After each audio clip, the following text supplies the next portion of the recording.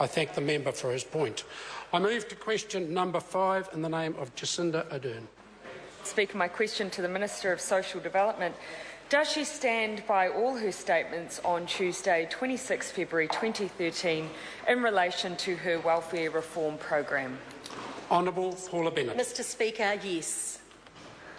Jacinda Ardern. How can she claim her welfare reforms are a success when the number of people on all main benefits has increased by more than 60,000 since her reforms were introduced?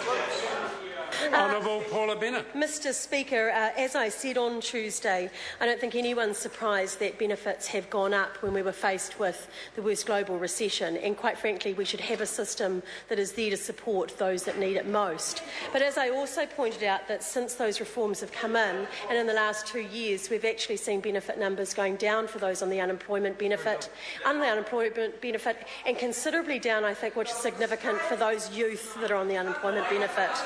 The member yells out that it was because they've gone to Australia. Well, less than 3% have actually gone to Australia that have gone off benefits, so that's not factually correct either. Supplementary question. Speaker, Jacinda Ardern. how can she claim her welfare reforms are a success when the number of people she claims didn't reapply for an unemployment benefit because they got a job was exceeded by the number of people who didn't reapply because they left the country in desperation? Honourable Paula Bennett. Mr. Speaker, the member likes to try and make this number seem bigger than what it is, and I've given it to her factually in the House again, so bear with me while I get the number for her so she can have it specifically. But actually, less than 3% of those that have left the benefit have gone overseas. So, yeah, fewer than. Thank you for that. So it's quite clear it's not the big number that she keeps trying to kind of throw around, and that's where it's at. Supplementary question, Jacinda Ardern. How can she claim her welfare reforms are a success by boasting that 21,000 left the unemployment benefit because they did not reapply, when double that number left because they simply moved to another benefit category? Honourable Paula Bennett. Mr. Speaker, look, in some respects I'm pleased the members raised it, because the reality is that in the last 2 years under this government we've seen the unemployment benefit go down. We've seen fewer youth on the unemployment benefit. However, under that government we saw the sickness benefit increase by nearly 50%. We saw the invalid's benefit increase by 50%. We saw a significant increase in transfers between benefit, and it's been decreased under this government. Hipkins. Point of order, Mr. Speaker. There was a very straightforward question from my colleague asking the Minister to reconcile two different things. No, there was nothing to do with the previous Labor government in the question. I invite the member to have a look at the Hansard as to how that question was initiated, how the question was started by Jacinda Ardern. Jacinda Ardern, no.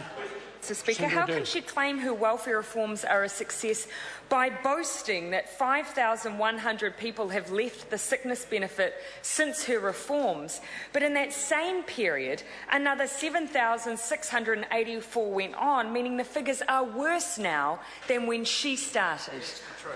Honourable Paula Bennett. Speaker, the member can choose to cut and dice it how she likes, but I think we deal with the facts. And she doesn't like the good news that actually more people are in work now and off the benefit than they were 2 years ago, that we are seeing good news happening, and we can look at the ANZ Outlook Business today that I just saw that says it's at a 19-month high of confidence. We can look at Fisher and Paykel, who say that another 100 new jobs coming on board. And I know the member doesn't like the good news that actually maybe people are getting off benefits and having bigger and better lives. Point of order. I think that question went on long enough, Mr. Speaker. Obviously, she wasn't interested in responding to the facts. I will determine whether questions go on for too long. Point of order, Honourable Trevor Mallard. Mr. Speaker, while it is your responsibility in the end to determine whether or not that is the case, members do have the right to ask you to apply standing orders and Speaker's rulings, as the member did when you dismissed her in a very rude manner. Order. I appreciate it's the last day of term, and if some members want to leave early, then they continue to make noise throughout a point of order. They will be leaving early. Are there any further supplementary from Jacinda Ardern? Okay. Supplementary question, Jacinda Ardern. How can she... Order. Order. Order. Order. Someone will certainly be leaving very shortly. Has the member another... I'm not picking which side at this stage. Has the member got another supplementary? Supplementary, Mr Speaker. How can she give this House her criteria for success when it comes to her welfare reforms? And if so, does this criteria include a greater use of sanctions, more people leaving the country, a reduction in training opportunities, fewer jobs, and 60,000 more people on main benefits than when her welfare reforms started? Honourable Paula Bennett. Mr Speaker, that member's not factually correct. The reality is there are New Zealanders that are better off today than they were 2 years ago due to our welfare reforms, and I encourage that and I see the positivity in it. Point of order. Mr Speaker, my colleague Jacinda Ardern asked the minister what her criteria for success were, and she did not address that question. No, I think if you recall, she opened her question was how can the minister claim success of the reforms, etc., and then went on with a very lengthy question. Criteria for success. It's very hard now to relitigate the issue. That's not the way I recall the question being asked. I certainly will. Thank you very much for your help, Mr Mallard. We move to question number 6. Question number 6, Melissa Lee. Thank you, Mr Speaker. My question is to the Minister for Social Development and asks, what announcements